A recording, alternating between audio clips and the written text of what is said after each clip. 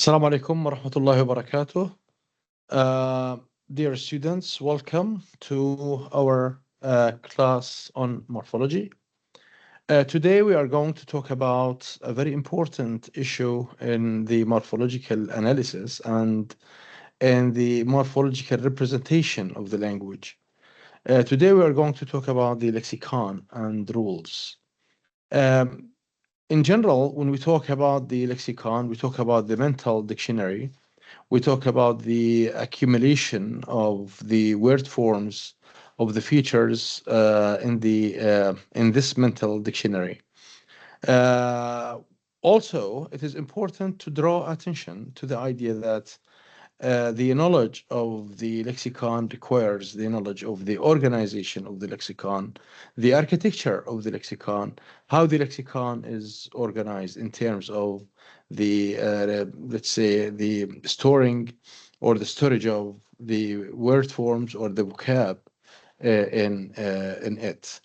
Here in the chapter, we are going to talk about the productivity and how productivity is or can be defined. Also, we are going to talk about the rules. We are going to talk about the frequency. Maybe we talk about the default patterns, productivity, and so on and so forth.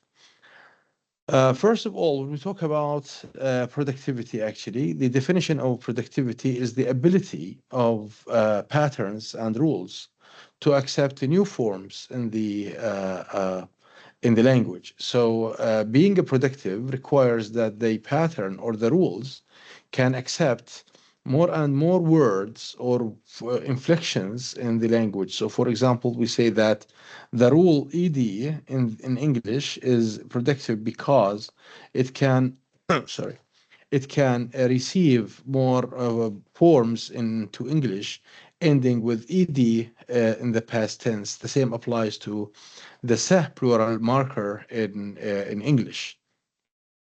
So this has to do with the architecture of the lexicon in terms of the number of forms coming into this language. So morphology of a language in general is the study of the knowledge that speakers have of the structure of complex words in the language. Complex words in the language refer to this definition or this technical lexic, let's say, this term refers to the inflected or derived forms in the language. And when we talk about how this is related to the universal grammar, it is important to know that the children are born with the ability to perceive and produce the language, whether it be polysynthetic, synthetic, analytic, isolating, whatever language it is. With the passage of time, they start to filter this knowledge in terms of the exposure to the environment. In general, we can talk about in terms of the architecture of the language that is represented in the lexicon through the actual words, the words which are familiar to most speakers, and also they have content, they have meaning, they have semantic content, and they are used, they undergo, let's say, derivational as well as inflectional changes. Basically, they conform to the phonotactics of the language, i.e., they undergo the rules of the language in terms of meaning, usage, and frequency of the lexicon in the lexicon. For example, we say represent, for example, misrepresent, global, globalize, and so on and so forth. These words came into English later, but they conform to the rules of the language, so they become actual words. What about possible words? When we talk about possible words, typically the words that are novel, they are never used before, but they are usual or potential words in the language, i.e., they undergo the rule formation, they undergo They undergo the phonotactics of the language in terms of the syllable structure, the ability to receive morphemes, suffixes, prefixes, infixes, or circumfixes, but they are not used. They do not exist in the lexicon of the language. But the question is, can they be used in the future? The answer is yes. So, for example, when we have a kind of transliterate, mistransliterate, which is a possible word in English, and can be used in the future, in the future of this language, due to its ability to undergo the rule application of or phonotactics of the language. The same applies to bagalize. And when we capture such forms like bagalize, mistransliterate, they become neologisms in the language. The neologisms in the language are the novel words that are attested and used in the language. They match with a meaning, with a certain context, usage, and so on and so forth. So they actually they are attested, they are novel in the language, in the lexicon, and they were not, or they have not been observed before. These forms actually do support the idea of productivity that is available in the language. As we said before, that morphological patterns are rules that can be used to create new forms. So when we have, for example, the rule of forming the suffix "eyes" at the end of the word is productive due to the fact that it can be used to create new forms in the language. Are only derivation or derivational rules or inflectional rules only, are they able to be productive, or both? The answer is both. Derivational as well as inflectional rules can be productive. For example, when we have bagel, bagelize, which are derivational, when we have a sorry, when we have, for example, forms coming into the language, right? Like televisions, right? Which came into English from French, and they are borrowed from French, and they acquired the sa. Is also predictive. German, for example, in German, we have infart, which is trip, farten, trips, right? Loan words or loan word pluralization like box, loudspeaker, boxen, loudspeakers. So here we noticed that the en plural marker in German is predictive, as it acquires, as it accepts new forms into this language. On the other hand, some rules are unpredictive. For example, when we have the suffix al in English. So the suffix al of English actually displays a very limited number of forms that take or accept this suffix in English. So we have, for example, refuse, refusal, that's fine. Revive, revival, dismissal, arrival, upheaval, denial, that's fine. But what about repairal, ignoral, amusal, belial? We notice that these forms are illegal. They are illegal despite the fact that they fully conform to the phonotactics of adding al to them. The same applies to the German forms with the er, right? With the er here, filder, fields, kinder, right? Kinder, child, kelber, calves, man, manner, men, but we do not have filmer, skateboard, skateboarder. We find that the ER, right? The ER plural marker in German is unproductive here, with the evidence comes from filmer, skateboard, skateboarder. Also, the traditional example, which came from English. So we have the ox, oxen, man, men, foot, feet, and so on and so forth. We find that these are unproductive forms, maybe due to some diachronic factors which enrich the etymological representation of vocabulary in order to be clear to us in terms of how to account for their history. Of course, productivity or unproductivity and regularity. In general, the regular forms are idiosyncratic in the sense that they do not have a kind of certain strict rule application.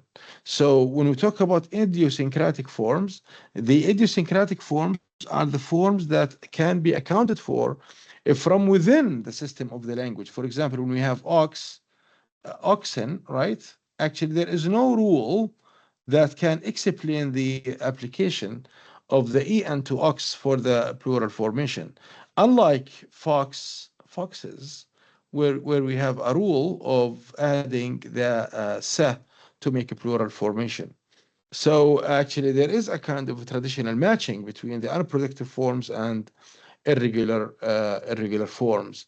So also we can notice that some productive forms or productive forms are regular. So regularity is highly matched with the notion productivity, especially when we talk about English, which contains more than maybe 96% of its lexicon conforming to regular formation, and at the same time they are productive. So unproductive rules are viewed or are looked at from the perspective that they are stored in the lexicon.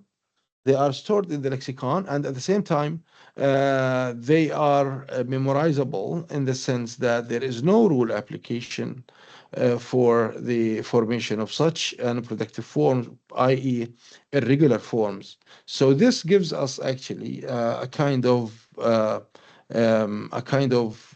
say, chance to look into the lexicon from this perspective, where we have irregular forms which are stored in a kind of let's say groups that are clustered according to their phonological similarity. So we have, for example, the forms keep, kept, sweep, swept, and so on and so forth, catch, caught, think, thought, and so on and so forth.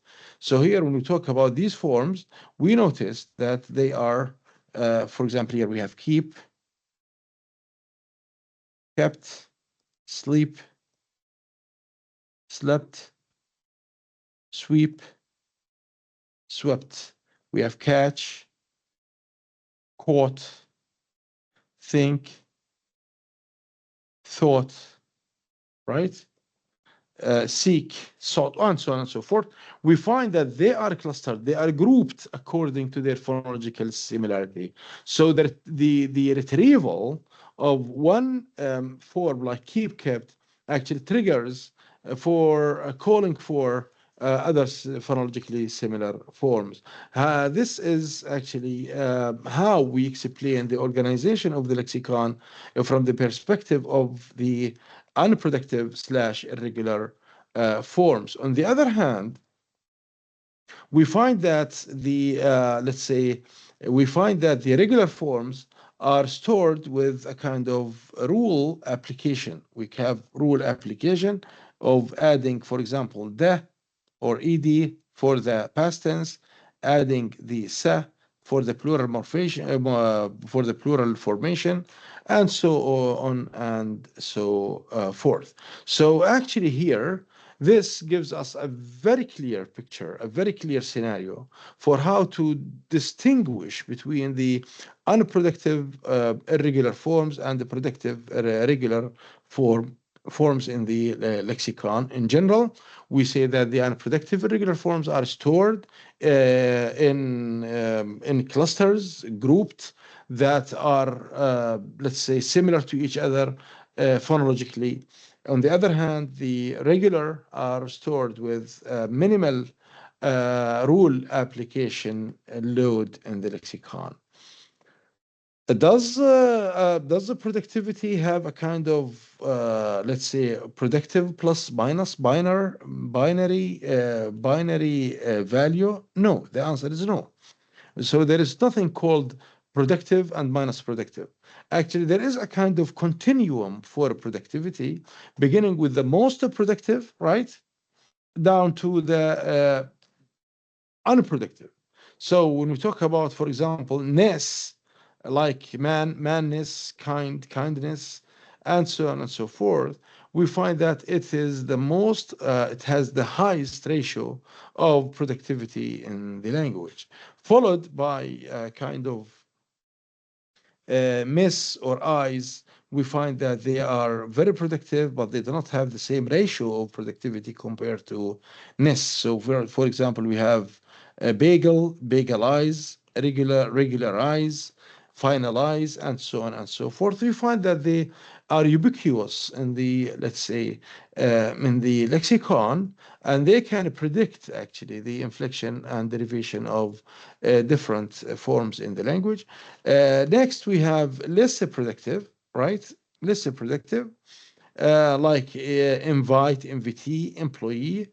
And finally, we have totally unpredictable, which are a kind of fixed forms in the language that do not increase, and they just they are or they have a kind of limited number, like common marketeer, an advocate of the common market.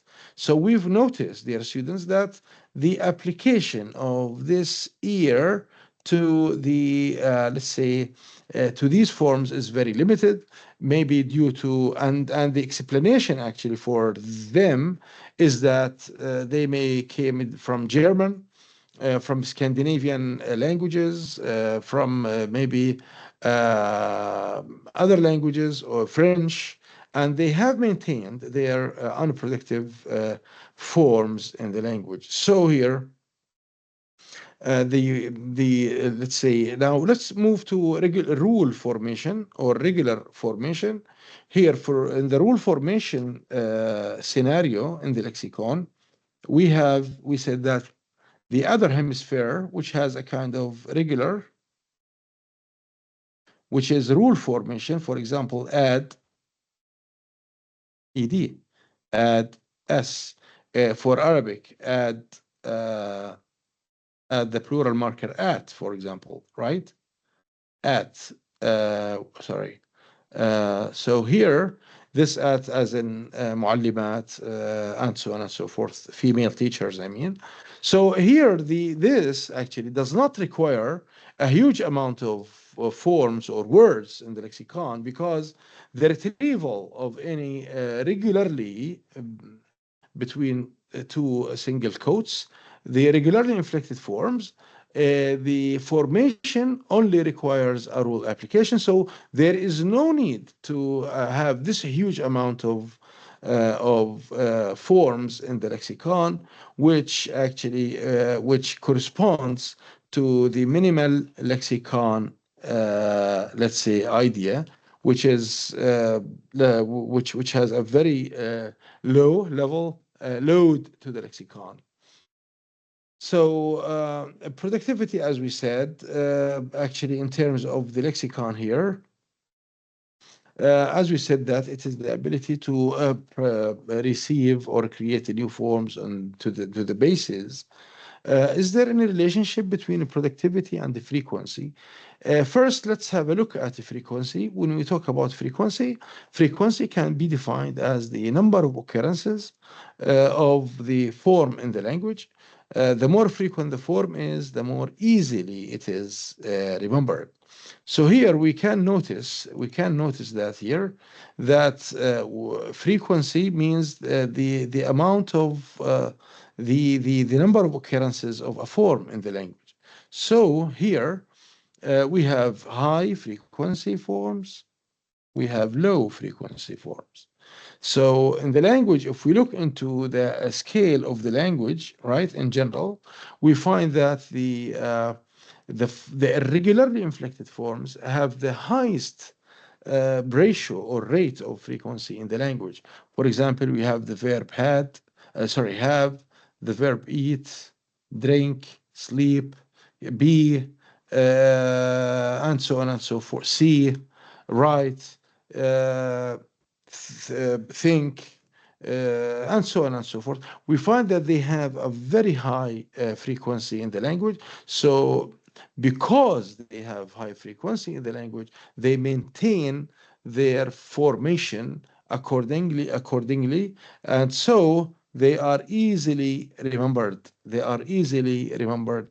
When the student at the psychological level, the child, sorry, at the psychological level starts to forget the let's say the formation of have into had, he would resort to, for example, the regular forms for have, which is right now an irregular, an illegal form. So typically speaking, when we talk about frequency, we talk about the number of occurrences of the language, the remembering, the let's say the memorizing of any form entirely depends upon the ratio or the rate of frequency. The higher frequent the form is, the more memorizable it is. So this can actually explain the let's say the irregular forms in English, which have a very high frequency rates. So in general, speakers store highly frequent complex words such as things, goes, wanted, happiness, is. So they might not be actually formed via rule due to their high frequency. The children do not need to have a rule application to these forms because they have a very high frequency rate. So we can say the conclusion here is that if the speakers had never stored these words in the lexicon, if they just stored the stem ed, it is difficult to account for irregularization of these forms. Okay, now let's move to the kind of briefing on the, let's say, some accounts for the morphological representation. The first one is called the morpheme, right, based model, and the second is called the word-based model. In general, when we talk about the morpheme-based model, we talk about an account that entirely depends upon the explanation of the morphological forms from the perspective of morphemes.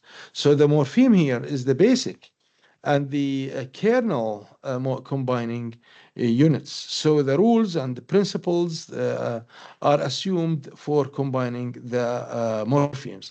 So for this for the application of the morpheme-based model, we need rules that explain, that account for the combining mechanism between or among them.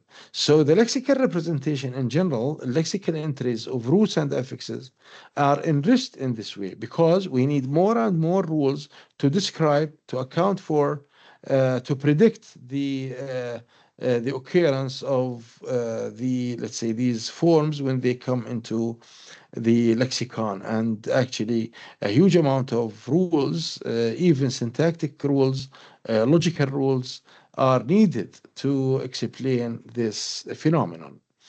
The other form or model is called word model. So the starting point here is the word model approach, or the word model, the word-based model, which typically looks at the morphological analysis from the perspective of word forms, not by splitting them into morphemes. So we look at more words or word forms, and we look at them as if they are word schemes. So when we talk about word schemes, we have a kind of lexemes, and these lexemes form a kind of paradigm, and this paradigm actually contains word forms that are inflectionally related. So the word schemes are the morphologically related words that are represented through sets of features, which we called earlier paradigms. So we have here rules that predict the relationship among the individual forms of the language. So we talk about the features, right, like the addition of the addition of sa, the addition of allomorphy, to the whole word schema that stands for the complete words, not individual morphemes. And according to this, we can say that the lexicon is composed of words, and our job is to use syntactic rules, logical rules, to make derivation, to produce them in the spell out phase, already inflected. They came already inflected from the lexicon, or they came from the lexicon, and they are already inflected. So at the spell out, nothing has, or nothing takes place. With this, why is this important and significant? Because it is hypothesized that the non-concatenative words, like the broken plurals in Arabic and other languages, can be accounted for, can be predicted according or from the perspective of the word schema, because we look at words as, let's say, as is, right? With no internal, with no rules to predict the suffixation, infixation, prefixation, all types of morphological analysis. And also another important diachronic phenomenon, which is the back formation. For example, babysitter, to come up with babysit. So in the morpheme-based model, it is hard to create babysit because English doesn't have productive rule combining a noun with a verb. But if we look at it from the perspective of the word schema, we can look at this easily, in the sense that we have babysit, which is a kind of baby noun, plus sit a verb, and we can come up with babysit out of babysitter, which came from, for example, French, and we need a rule to create babysit out of babysitter. Without the word schema approach, that would be very hard to actually come up with such forms like this one. Okay. Okay, so now let's move to morphological change. If you remember, dear students, that when we talked about coinage, blending, back formation, stress shift, or zero conversion, when we talk about onomatopoeias, borrowing, we talked about actually, let's say, changes that target distinct single forms in the language.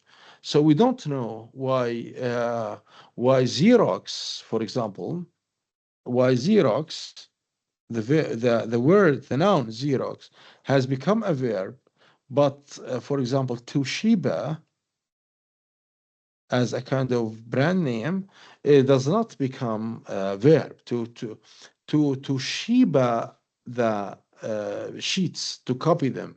But for Xerox, we find that a Xerox has moved from a brand name to become a verb. Actually, this is a kind of idiosyncratic change that we need actually more and more efforts to know. But here, in the examples at hand here, or in the data at hand here, we talk about a morphological change that hits let's say, that hits the rules, and that targets the rules themselves. And when we know these rules, we are able to predict the changes or variations that take place in the language. Okay, so the first rule is the called pattern loss. And there is a kind of loss of a pattern. And we assume that this pattern, let's say, is generalizable to all the forms in the language. So this happens when a morphological pattern, in the pattern loss, when a morphological pattern disappears, drops from the language. So it typically happens with inflection. So let's have a look at Greek. As we all know that Greek is like Arabic, where we have a kind of standard language and there is a kind of spoken language, Darija versus Fusha, right? So here in Greek, we have the idea of Adelphos, which is a brother, Anthropos, a human, right? So we have the dual adelpho and anthropo, where we have the u, which indicates duality. In modern Greek, this pattern has dropped out, and we have only adelphos, delphoi, brothers, anthropos, anthropoi for the plural. So we have a kind of suffixation of oi that replaces the or that stands for the plural formation as well as the dual formation. So this may be evident in spoken Arabic, where we see that the pattern loss of the nominative case marking is deleted or lost. So we do not say إجا المعلمون, we say إجا المعلمين, right? So we have came nominative teachers is illegal, but came, right? Came teachers nominative is illegal, right? But came, جاء or إجا teachers accusative is legal. Okay, so this actually gives us an evidence that the case, the accusative in spoken Arabic, the nominative is deleted, right? The nominative is deleted. So the data here in Greek is similar to the data in Arabic. Okay. Another let's say piece of evidence here is relevant to the quality noun suffix u loss in Old English. So we have many-gu, which is multitude, eldu, which is old, stringo, which is strong. So here we see that the u in modern English has disappeared. So we have many-gu, we have many-go, right? We have many, and we have many, right? In the present day English, we have eeldo, eeld, eeldo, right? We have, sorry, we have oldo, we have old. So we have a kind of internal vowel change called vowel harmony, right? Called vowel harmony. So the same, we have stringo, strong o, and we have strong. The same case of vowel harmony in this language. So between Old English and Modern English, we have actually two processes taking place right now. We have the first is the vowel change, the internal vowel change, as in eldo, oldo, old, and stringo, strongo, strong, and we have the deletion of these forms. So if we order the rules for Old English, we find that rule one, right? We have vowel harmony, right? Rule one, which is vowel harmony, so which makes stringo into strongo, right? And rule two, which is the pattern loss, let's call it. Here in this case of U, so we have strong U becomes strong. So this actually can predict and can tell us how the change has taken place in these languages. So does the application of rule 2 before rule 1 work? The answer is no. So we cannot say that string strong. No, that doesn't work. So just to make a kind of things clearer. Another example, which is the trace that is in English, as what we have seen with the suffix te, as in draw, which these forms came from German, of course, because English has German roots at the sentential level, the grammatical level, the inflectional as well as derivational level before French.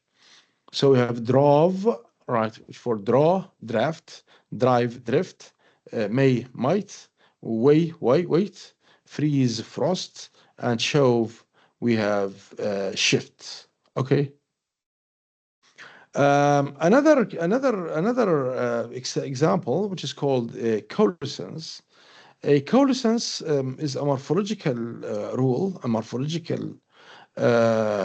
rule where we have new patterns, new morphological patterns that arise of several formerly free syntactic morphemes, which is called univerbation.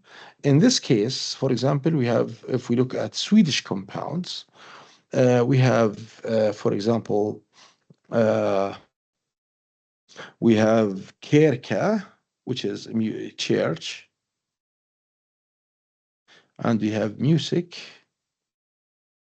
for music. So when we combine them, right? When we combine them, there used to be a kind of Kerko music, right? Kerko music, right? So this actually O in the middle was lost in favor of Kerka and music separately.